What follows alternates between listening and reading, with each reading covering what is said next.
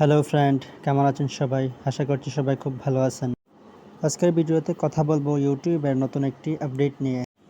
ইউটিউবে নতুন video upload করার সময় নতুন একটি অপশন অ্যাড হয়েছে। অপশনটি হচ্ছে আল্ট্রেড কন্টেন্ট। আল্ট্রেড কন্টেন্ট এই অপশনটা আসলে কি? আসলে এই অপশন দিয়ে কি করা হয় বা এই অপশনটা কেন এসছে সেই সম্পর্কে আলোচনা করা হবে এই ভিডিওতে। আর এই ভিডিওটি যদি ভালো লাগে তাহলে অবশ্যই সাবস্ক্রাইব করবেন। আপনি যখন একটি ভিডিওকে সিলেক্ট করবেন আপলোড করার জন্য, সিলেক্ট করে নেক্সটে ক্লিক করার পরে আপনার সামনে আসবে টাইটেল, ডেসক্রিপশন এগুলো।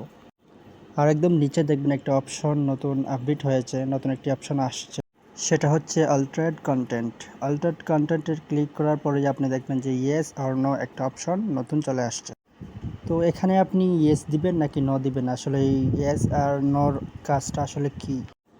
তো ফ্রেন্ড, আল্ট্রেড কন্টেন্টের মানে হচ্ছে এটা যে আপনি যদি কোনো একটা ভিডিও বানান, সেই ভিডিওতে এআই রিলেটেড কোনো কিছু ইউজ করে থাকেন, যেমন এআই দিয়ে কোনো ভয়েস ইউজ করেন বা এআই দিয়ে কোনো ফেস ইউজ করেন, অথবা যে কোনো কিছু আপনি অন্য কারো ফেস রিপ্লেস করেছেন বা আপনি অন্য কারো ভয়েস রিপ্লেস করেছেন, তবেই আপনি অল্টার্ড কন্টেন্ট অপশানে আপনি ইয়েস ক্লিক করবেন।